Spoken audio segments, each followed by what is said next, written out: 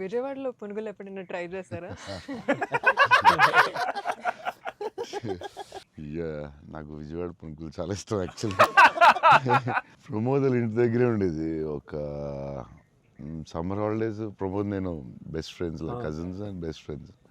So Pramod ఇంటి పక్కనే ఉండి, సో వాళ్ళ ఫాదర్ మమ్మల్ని వెస్పా మీద కూర్చొని పెట్టి ఫ్రంట్ సీట్లో, నేను front seat, Pramod back, full speed వెళ్ళేవారు ఆయన వెస్పా మీద. వెళ్ళి ఆ పునుకులు తీసుకెళ్తే అసలు still I remember that. Vijayawada వెళ్ళినప్పుడు కార్లో కూర్చొని మెల్లగా పునుకులు తిందామా అని. Too good. నేను అసలు అలాంటి పునుకులు ఎక్కడ తినలేదు లైఫ్లో. స్మాల్ చిన్న దాంట్లో పెట్టి దాని మీద చట్నీ వేసి, ఇంకా నాకు వాటర్ వస్తుంది. బజ్జీలు అన్నీ సూపర్, కానీ ఆ పునుకులు మాత్రం ఎక్సలెంట్, అసలు ఎక్సలెంట్ అండ్ ఎక్సలెంట్. పునుగులు is an emotion sir. It is seriously.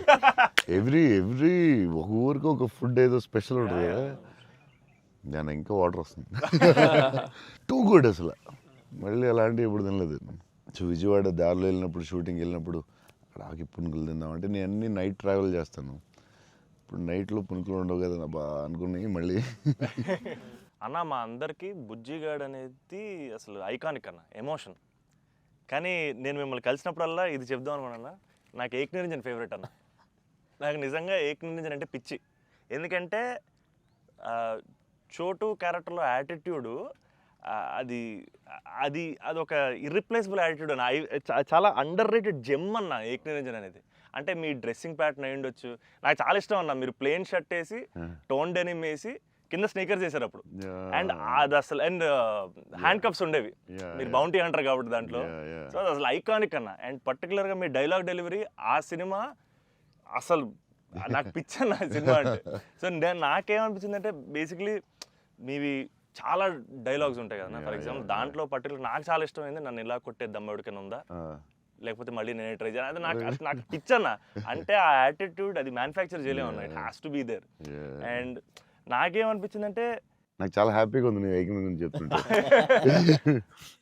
So basically Ek Niranjan మీ మెమరీలో వాట్ డస్ ఇట్ హోల్డ్ అన్న? అప్పుడు మీకు అప్పుడు చేస్తున్నప్పుడు. అంటే పురిగారు లాగా ఎవరు రాయలేదు. నేను బుజ్జిగాడు నాకు ఆయన చెప్పినప్పుడు క్యారెక్టర్ నాకు పిచ్చెక్కిపోయింది. నాకు టెన్షనే వచ్చిందంటే, ఇది ఎలా చేయాలరా బాబు, నేను ఎప్పుడు చేయలేదు ఇలాగ. కాకపోతే ఈ రాసిన విధానం నేను మర్చిపోయి, నేను బుజ్జిగాడు ఎవరితో మాట్లాడినా బుజ్జిగాడు క్యారెక్టర్ గురించి మాట్లాడుతూ ఉండేవాడిని మర్చిపోయి.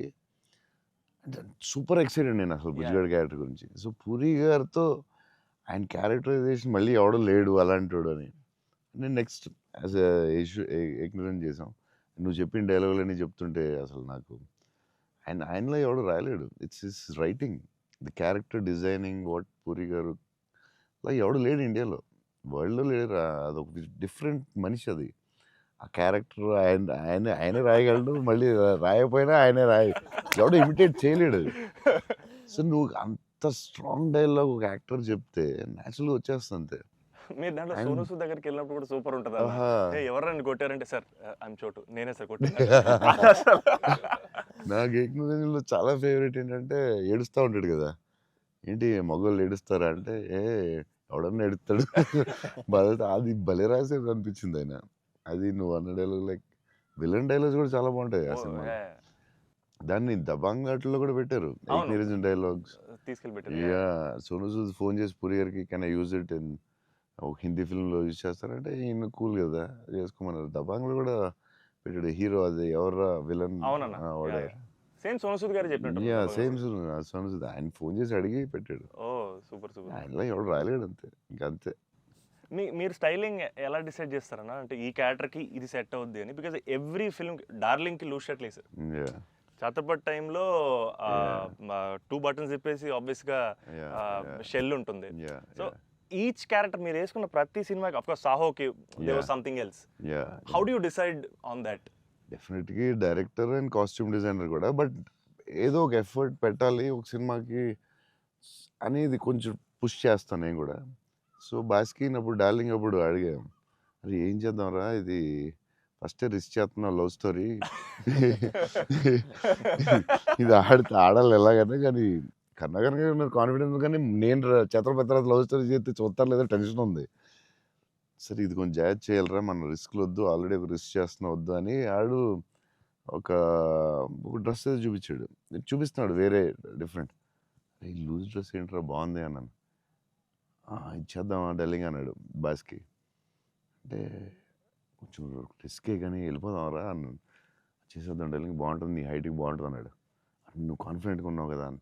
ఎందుకంటే ఇది చూపిస్తే ఎవడో ఇంపాసిబుల్ అది యాక్సెప్ట్ చేయడం. కరుణాకరణ్ గారు సూపర్, కానీ బట్ నార్మల్గా ఎనీ ఫిలిం మన ఒక డైరెక్టర్కి వెళ్ళి లూజ్ డ్రెస్సులు నేను వేస్తానంటే ఇదేంటి మీరు టైట్ వేయాలి, మీరు ఇలా ఉండాలి అంటారు కదా బేసిక్లీ. కానీ లక్కీలీ కరుణాకర్ గారు యాక్సెప్ట్ చేశారు. కానీ మేము అనుకున్నాం అంత ఈజీగా యాక్సెప్ట్ చేయరు, కానీ మేము ధైర్యం చేసి చేస్తాం. అదొక స్టైల్ అంతే. అది మేము చాలా మోసపోయాం అన్న, మీరు వేసుకున్న బట్టలన్నీ కొనేసుకొని. అవి మీరు వేసుకున్నారు కాబట్టి బాగున్నాయి, మేము వేసుకున్నప్పుడు మా మీద ఎలాడుతున్నాయి అవన్నీ లూజ్ షర్ట్లు. అంటే అదొక యా, దాన్ని కరెక్ట్గా వేయాలి. లూజ్ డ్రెస్ మాత్రం Yeah. జాగ్రత్తగా వేయాలి. నీకు బాగుంటుంది, నువ్వు టాలే కదా. కాకపోతే అది అప్పుడు ఎక్కడ చూడలేదు కదా. సో అది కొంచెం మనం వేసుకుంటే రిస్క్. జనాలకు తొందరగా అందరూ ఏంటి అంత లూజ్గా ఉంది, అక్కడ లూజ్ ఉంది, ఎక్కిస్తారు లూజ్ ఉంది, ఇది లూజ్ ఉంది, అది ఉంది.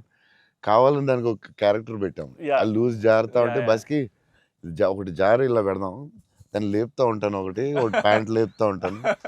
కావాలని దానికి ఒకటి డిజైన్ చేసాం. యా, నువ్వు అడిగితే యా, అది అప్పుడు ఆ టైంలో రిస్క్ అది. క్రేజీ. ఇప్పటికే అజయ్ అని అడుగుతుంటాను ఇప్పటికీ. అంటే నాకు ఇప్పుడు అన్న, ఇప్పుడు ప్రభాస్ అన్న ఏ షర్ట్ కొంటున్నారు, షాపింగ్ వెళ్తే ఏం షాపింగ్ చేస్తారు, ఆయన షాపింగ్ స్టోర్లు అని చెప్పేవాడు. బికాస్ నాకు ఆయన ట్రెజర్ ట్రోవ్ ప్రభాస్ అన్న స్టోరీస్.